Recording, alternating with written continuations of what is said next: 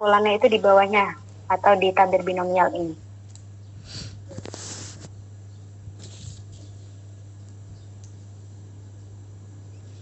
Oke, sekarang kita bandingkan di sini. Nilainya jumlah dari 893 itu ada satu ya, satu panelis. Satu panelis, kemudian kita lihat di sini dia masuk ke tabel 5%, 1% atau 0,1%. Atau tidak masuk ke tiga-tiganya?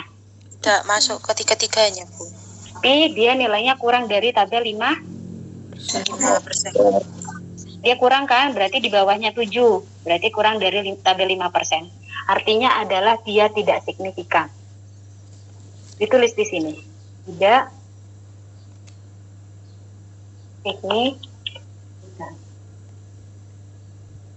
Paham? Paham. Kalau kurang ya, kemudian lanjut lagi. Di sini nilainya adalah 763, kode hasilnya adalah 7. 7 masuk ke tabel mana? 5%. 5% sama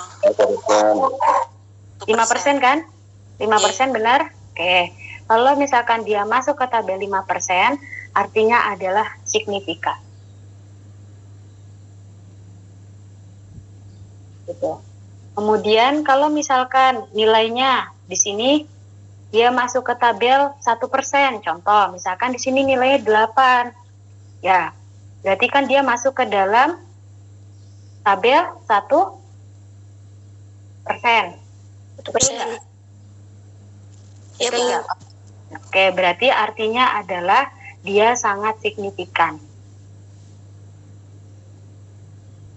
Tadi kalau tabel 5% signifikan, kemudian kalau 1% sangat signifikan. Sekarang saya contohkan lagi, kalau dia masuk ke dalam tabel 0,1 atau lebih dari 0,1.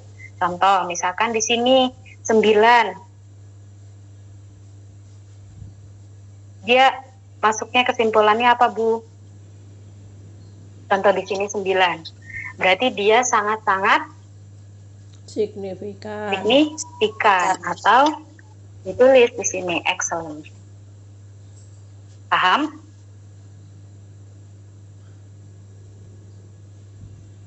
Kalau lebih gimana, Bu? 10 misalkan. Ya berarti dia masuk ke dalam tabel 0,1%, lebih dari tabel 0,1%. Berarti dia artinya sangat-sangat signifikan atau excellent. Gampang ya? Oke, kita ulang lagi. Kalau dia kurang dari tabel 5%, apa kesimpulannya? Tidak signifikan. Signifikan. Misalkan dia masuk ke 5%. Signifikan. Kalau dia masuk ke dalam tabel 1%. Sangat signifikan. Oke, kalau misalkan masuk ke dalam tabel 0,1 atau lebih dari 0,1 masuk, apa kesimpulannya apa? Sangat signifikan. Oke, bisa ya? Gampang kan? Amin. Tapi harus membandingkannya dengan tabel binomial. Kemudian buat kesimpulannya gimana, Bu? Bisa ditambahkan di sini. Nanti data yang praktikum juga sama buatnya ya. Data yang digunakan adalah data satu kelas. Untuk uji triangle dan uji duo trio itu menggunakan data satu kelas. Satu kelas kalian ada berapa orang? 22. Nah, data 22 orang itu kalian rekap jadi satu, kemudian per kelompok kalian buat kesimpulannya. Nanti kan setiap kelompok pasti beda-beda dong kesimpulannya, masa iya sama? Kan nggak mungkin ya, walaupun datanya sama. Pasti kan ada versi kata-kata yang berubah. Ya, kalian harus menerapkan sistem ATM ya. ATM apa sih? Amati, tiru, modifikasi.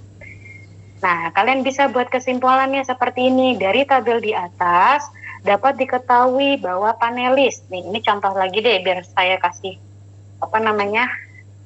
biar kalian coba buat kesimpulan ya dari data. Misalkan di sini panelisnya ada 28. Ya, kemudian kalian ujikan segitiga dengan kode sampel yang berbeda 315, 195 dan kode sampel 555. Kemudian panelis menilai untuk menyatakan perbedaan tadi dikasih nilai 1, yang sama dikasih nilai 0. Kemudian kalian jumlahkan ya, benar. Kemudian kode sampel 315 itu hanya satu panelis yang menjawab. Kemudian kode sampel 195 27 panelis yang mampu membedakan perbedaan sampel. Kemudian 555 jumlahnya adalah 0. Nah, kemudian buat kesimpulan kalian membandingkan dengan berapa panelis di sini? 28. Benar nggak? Betul. Karena ada 28 panelis. Berarti lihat di tabel binomialnya, tabel uji segitiganya di sini adalah 28. Paham? Paham gak guys? Karena ada 28 panelis, maka jumlah pengujinya adalah 28. Nah, seperti ini. Nah, tabel 5% itu minimal panelis harus menjawab benar 15. Sedangkan yang tabel 1% harus menjawab benar 16. Dan tabel 0,1% panelis harus menjawab 18. Oke, di sini hanya satu panelis yang menjawab benar, berarti dia kesimpulan tabel binomialnya apa? Tidak signifikan. Tidak signifikan atau tidak berpengaruh nyata, gitu ya. Terserah. Ini kan. Kemudian kalau 27 dia masuk ke dalam tabel berapa? Lebih dari tabel 0,1. 0,1 gitu ya. Karena minimal dia harus menjawab benar 18. Dan dari data kita yang benar ini adalah 27 panelis. Berarti dia sangat-sangat signifikan. Atau kemudian ini 0 berarti dia tidak signifikan. Oke. Paham? Kalau misalkan satu kelas ada datanya 22 mahasiswa, berarti dilihat tabel segitiganya di sini jumlah pengujinya adalah 22. Gitu ya, jangan diamatinya yang 28. Nah, di sini nanti ya kalian amati. Kalian buat kesimpulan di tabel binomial, di bawahnya total atau jumlahnya. Nah, kalian buat seperti ini. Oke.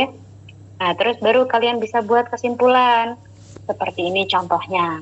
Dari tabel di atas dapat diketahui bahwa panelis dituntut untuk membedakan 3 sampel yang dilaksanakan secara bersamaan, di mana ada 2 sampel yang sama dan 1 sampel yang berbeda.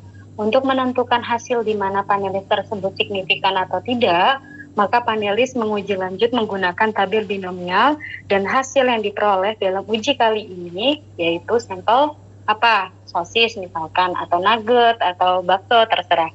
Dengan kode 315 tidak berpengaruh nyata atau kurang dari 5% dengan nilai total 1 panelis.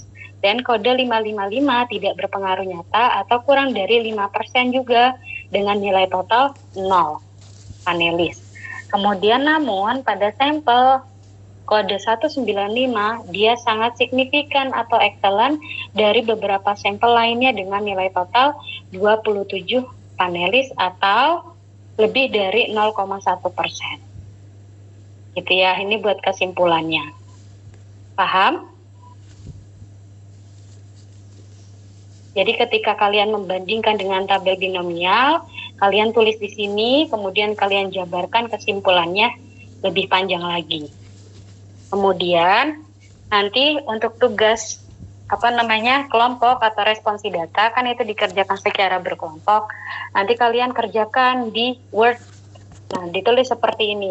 Uji segitiga atau uji triangle. Kemudian ditulis di sini dapat diketahui melalui tabel binomial dengan data kelas 3A, nomor, nama panelis, kode sampel beda, gitu ya. Ada 315, 625, sama 475 kalau di praktikum di buku BKPM-nya. Nah, kalian tulis di sini, kalian list sampai 22 panelis, kemudian kalian rekap hasil praktikum yang kemarin. Bisa nggak sih panelis tersebut atau kalian membedakan perbedaan dari 3 kode sampel yang sama, tiga kode sampel yang berbeda, gitu ya. Nanti kalian list di sini, Kemudian kalian jumlahkan total berapa hasilnya, kemudian tulis di sini tabel binomial, kalian buat kesimpulan dengan membandingkan tabel binomial, baru kalian buat kesimpulannya. Ini contohnya, misalkan dari tabel di atas dapat diketahui bahwa panelis dituntut untuk membedakan bla bla bla bla untuk menentukan hasil di mana panelis tersebut signifikan atau tidak dengan menguji menggunakan tabel binomial, dan hasil yang diperoleh dalam uji kali ini yaitu sampel sosis dengan kode 315 dan 555 tidak berpengaruh nyata dengan nilai total 0. Namun pada kode sampel 195 berbeda sangat nyata atau excellent dari beberapa sampel lainnya dengan nilai total 19 atau lebih dari 0,1%. Nah, terus kemudian kalian mencari literatur ya tentang uji segitiga, kalian bandingkan dengan hasil data kalian. Minimal adalah 3 literatur. Sama seperti yang kemarin. Jadi nanti ketika di akhir perkuliahan kalian membuat laporannya, tinggal dipindahkan saja ke pembahasan penilaian sensori. Gitu ya. Nah, ini nanti laporannya juga dilengkapi, ada cover, kemudian ada kata pengantar, ada daftar isi, dan bla bla bla. Nah, yang saya akan bahas selama perkuliahan saya adalah hasil dan pembahasan. Kemarin saya sudah bahas uji cicip dasar sama threshold. Kemudian hari ini saya akan bahas uji segitiga sama uji 2 trio. Nanti kalian kumpulkan seperti ini, nanti tinggal kalian gabungkan jadi satu gitu ya, per kelompok. Nah, kalian tinggal tambahkan tinjauan pustaka dan bab satunya segala macam, nanti jadi laporan penilaian sensori, dikumpulkan di akhir perkuliahan. Paham? Ada yang mau ditanyakan untuk uji segitiga? Halo? Banyak ya? Izin bertanya. Ya. Apa-apa kalau misalkan yang praktikum itu dikerjakan secara berkelompok ya. Itu kalau misalkan ada temannya yang tidak mengerjakan, silakan kalian tulis atau tandai nama tersebut. Dibagi-bagi. Kalian bandingkan dengan literatur, minimal adalah 3 literatur, bisa dari buku, jurnal, ataupun artikel yang lain.